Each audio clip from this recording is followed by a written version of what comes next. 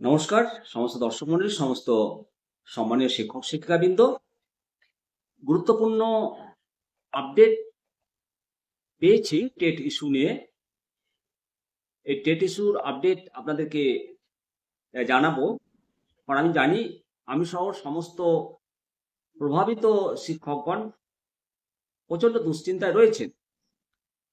আমাদের সমস্ত টিচার বন্ধুরা আজকে যে টেট ইস্যু নিয়ে যে আপডেট, রিভিউ পিটিশনের যে আপডেট পেয়েছি, এতে মূল কথা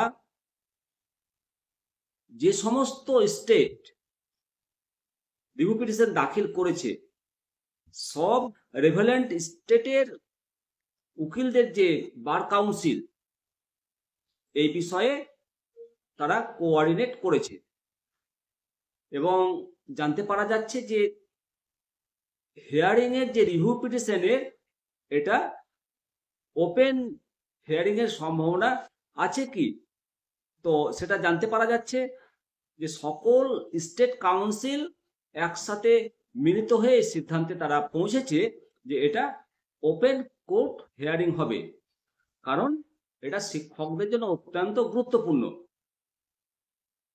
এবং আগামী নভেম্বর মাসের দ্বিতীয় সপ্তাহে মাননীয় বিচারপতির চেম্বারে এটা আলোচনা করে এটা ওপেন কোর্ট হিয়ারিং হবে।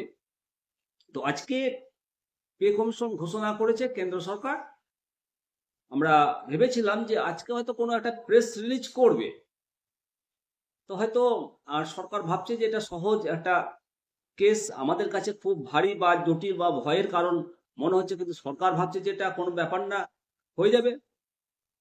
তো খুব তাড়াতাড়ি, এখন বর্তমানে বিহারে নির্বাচন চলছে, খুব তাড়াতাড়ি সে সমস্ত ঝামেলাগুলো মিটে গেলেই একটা প্রেস রিলিজ, প্রেস মিট করবেন, এরকমই জানতে পারা যাচ্ছে। মাননীয় শিক্ষামন্ত্রী এরকমই একটা প্রেস মিট করবে। এবং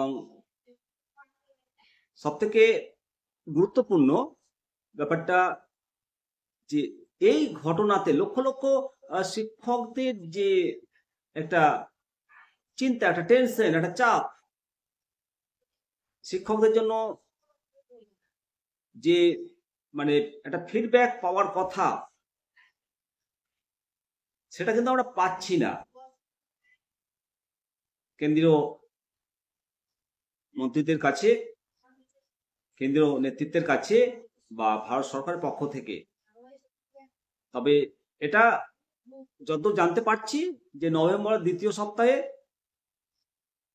যে জজ সাহেব আছেন, তিনি,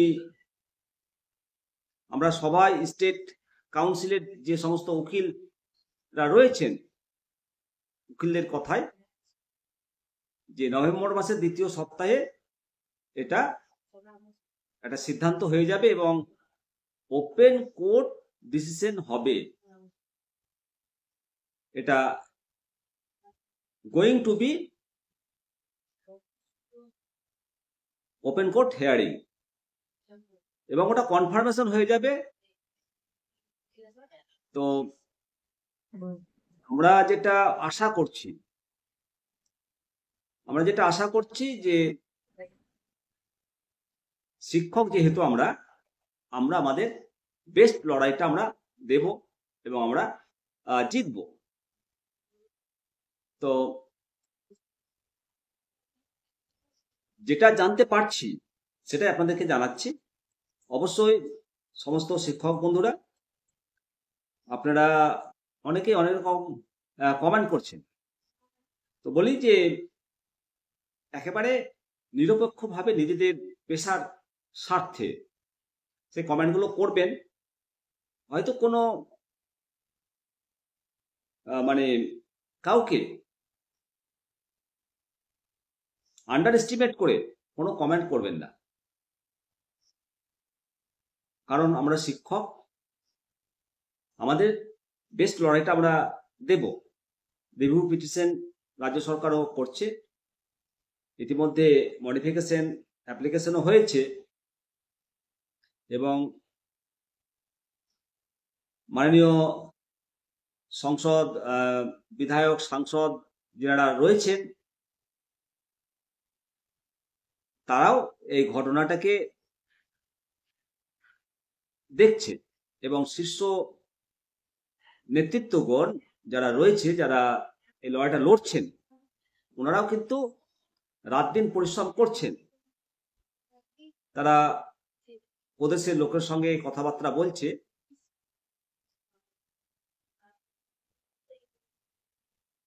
তো ইতিমধ্যে আবার আমরা তো জানি যে দিল্লিতে এসটিএফআই গঠন হয়েছে এবং সেখানে ডাকও পড়েছে। দিল্লি দরকার হলে শিক্ষকগণকে একদম দিল্লির রাস্তা আমরা জাম করে দিতে পারব। তো আশা করি সরকারও চাইবে না যে দিল্লির রাস্তাঘাট ভরে যাক, সরকারও চাইবে না। আশা করা যায় সবকিছুর ফাইসালা হয়ে যাবে। তাই দুশ্চিন্তা কেউ করবেন না। আমাদের একতা, আমাদের ঐক্য, এটাই আমাদের জয় এনে দেবে। Government, state government, central government প্রত্যেকেরই কথা যেটা জানতে পারছি যে শিক্ষক বান্ধব আমরা ডিসিশন নেব। তো ইতিমধ্যে যে টেটের বিজ্ঞপ্তিগুলো জারি হয়েছে সেটা হোক, তার জন্য চিন্তা করার দরকার নেই।